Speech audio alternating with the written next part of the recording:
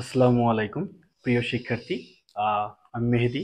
আজকে আমরা আলোচনা করব রসায়নের সপ্তম অধ্যায়ের রাসায়নিক বিক্রিয়ার এই অধ্যায়ের খুবই গুরুত্বপূর্ণ একটি টপিক।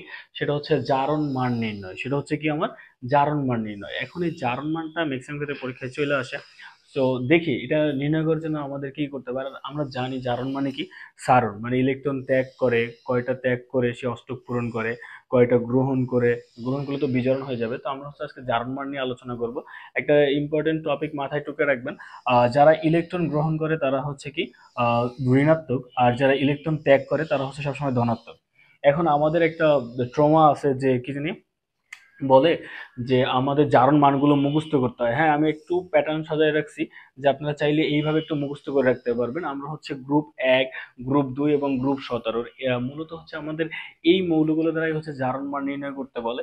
সেক্ষেত্রে গ্রুপ 1 এর যে মৌলগুলো আছে লিথিয়াম, সোডিয়াম, পটাশিয়াম, রুবিয়াম, সিজিয়াম, এইগুলোকে গ্রুপ 1 এর মৌলগুলোকে একদম টাটকা মুখস্থ করে ফেলতে হবে। এবং এই একের যে মৌলগুলো আছে তাদের জারণ মানটা আমার কি, জারণ মানটা +1। এটা মনে রাখতে হবে যে কি লিথিয়াম, সোডিয়াম, পটাশিয়াম, রুবিয়াম, সিজিয়াম এরা ক্ষার ধাতু এবং এদের জারণ মান কত, +1।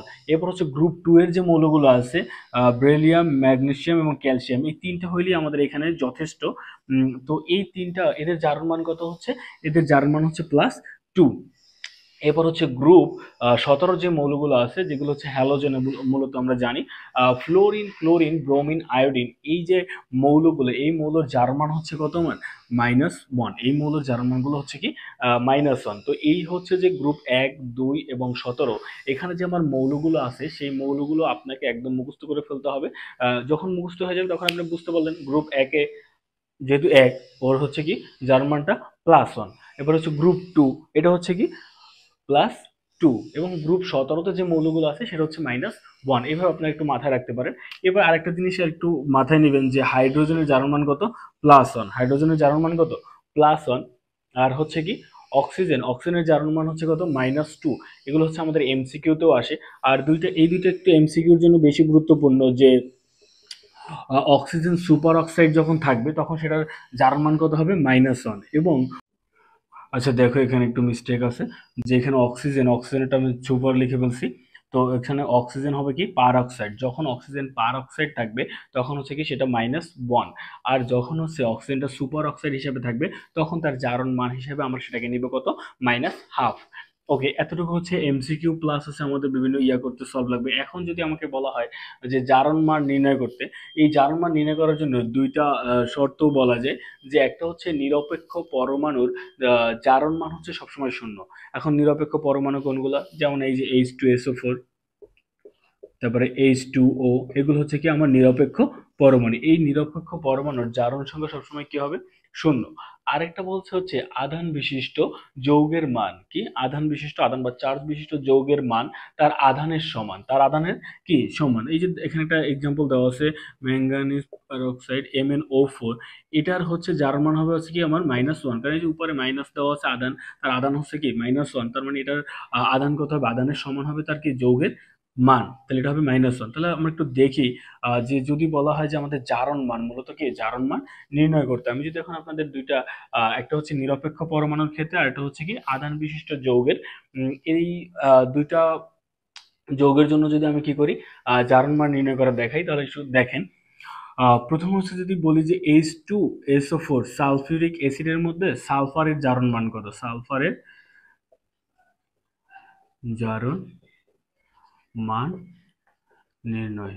তাহলে দেখেন, যদি সালফারে যার জারণ মানটা আমাকে বের করতে বলবে তার আমরা এক্স ধরে নেব। তাহলে ধরি এখানে কি, ধরি সালফার এর জারণ মান কি এক্স। তাহলে তাহলে আমরা কি জানি যে সালফিউরিক অ্যাসিড H2SO4 এটা আমার একটা কি নিরপেক্ষ পরমাণু। যদি নিরপেক্ষ থাকে তাহলে এর আধান আমরা কি লিখতে পারবো, 0। তাহলে এটা লিখতে পারি H2SO4, এটা সমান এর আধান যদি লিখতে চাই 0 লিখতে পারবো। তাহলে দেখো এখানে হাইড্রোজেনের জারণ মান কত, হাইড্রোজেনের জারণ মান আমাদের লেখা আছে +1। এই যে দিলাম +1 ইন্টু হাইড্রোজেন আছে কয়টা, 2টা, গুণ করে দিলাম, প্লাস সালফারের জারণ মান আমরা ধরে নিছি, সালফারের জারণ মান কি ধরেছি, সেটা এক্স, সেটা আমার কি এক্স।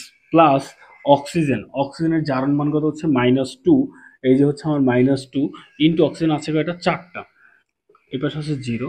তো আমি যদি এখন একটু ক্যালকুলেশন করি, 2 একে 2, শুরুতে প্লাস না দিলেও হবে, প্লাস হচ্ছে এক্স, এরপর হচ্ছে কত, প্লাস আর মাইনাসে মাইনাস 4 × 8 ইজিক্যাল টু কত হবে, 0।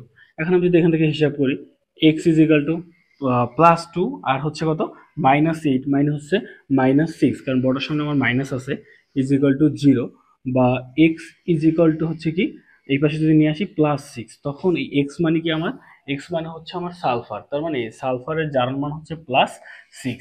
এইভাবে হচ্ছে আমরা কি নিরপেক্ষ পরমাণুর জারণ মানগুলো নির্ণয় করতে পারবো। এরপরে যদি আমি একটি হচ্ছে আধান বিশিষ্ট যৌগের জারণ মান নির্ণয় করে দেখাই, তাহলে দেখেন আমি যদি আধান বিশিষ্ট যৌগের জারণ মান নির্ণয় করি, এখানে একটা দেখি আধান বিশিষ্ট যৌগ, আধান বিশিষ্ট ধরে এই যে ম্যাঙ্গানিজ পারঅক্সাইড MnO4, ওকে, এখানে একটা আধান দেওয়া হচ্ছে চার্জ, তাহলে এখানে কি আমাকে ধরলাম ম্যাঙ্গানিজ এর Mn এর জারণ মান নির্ণয়। তাহলে দেখেন, তাহলে আমরা কি করতে পারি বলতো, এই যে যেহেতু এটাকে ধরছি কি, তাহলে আগে ধরে নিতে হবে, ধরি যেটাকে বের করতে হবে, ধরি ম্যাঙ্গানিজ, না ম্যাঙ্গানিজের জারণ মান, ধরি Mn এর কি জারণ জারণ মান কত হবে, এক্স। তাহলে আসো, তাহলে এই ম্যাঙ্গানিজের জারণ মান ধরছিলাম, ম্যাঙ্গানিজের জারণ মান ধরছি কত, এক্স, প্লাস অক্সিজেনের হচ্ছে জারণ মান কত, -2, ইন্টু হচ্ছে অক্সিজেন আছে কয়টা, 4টা, এবং আধান বিশিষ্ট এর আধান আছে কত, -1, তাহলে এখানে লেখা আছে আধান বিশিষ্ট যৌগের মান তার আধানের সমান, তাহলে আমরা এখানে কি লিখতে পারবো, -1, তার আধান আছে কত, -1। এখন যদি আমি একটু ক্যালকুলেশন করি, যে এখানে এক্স প্লাস আর মাইনাসে মাইনাস, 4 × 8 ইজিক্যাল টু হচ্ছে কত, -1। এখন আমি যদি দেখি এখানে এক্স, এই পাশে এটা মাইনাস আছে, ওই পাশে যদি প্লাস হয়ে যায়, এই পাশে আছে -1 প্লাস হচ্ছে 8 ইজিক্যাল টু কি হবে, এক্স ইজিক্যাল টু বড়টার সামনে যেহেতু প্লাস আছে, তার মানে মানটা প্লাস হবে, +7। তার মানে এখানে বুঝতে পারলাম আমরা ম্যাঙ্গানিজের জারণ মান কত, ম্যাঙ্গানিজের জারণ মান হচ্ছে +7। তো আশা করি হচ্ছে জারণ মান যে নির্ণয়টা বুঝতে পারছেন। এই দুটো একটু মাথায় রাখবেন, যে নিরপেক্ষ পরমাণুর জারণ সংখ্যা 0, আর একটা হচ্ছে আধান বিশিষ্ট যৌগের মান তার আধানের সমান। আধান বিশিষ্ট যৌগ তার যেটা আধান যেটা থাকবে, তার যৌগের যে মানটা থাকবে সেটা আধান যা থাকবে তার যৌগের মানটাও কি হবে আমার, তাই হবে। তো এই গ্রুপ 1, 2 এবং গ্রুপ 17 মৌলগুলো মুখস্থ করবেন। আর যেই প্রক্রিয়াতে আমি হচ্ছে জারণ মানটা নির্ণয় করছি, এটা শিখে আশা করি বুঝতে পারছেন, সমস্যা হবে না। এরপরে আপনাদের বইয়ের শখের মধ্যে দেখবেন যে অনেকগুলো হচ্ছে আহ, আহ, যৌগ দেওয়া আছে, যেখান থেকে আপনাদেরকে বলে দিচ্ছে যে এর জারণ মান নির্ণয় করেন। আশা করি ওইগুলো হচ্ছে সলভ করে ফেলতে পারবেন।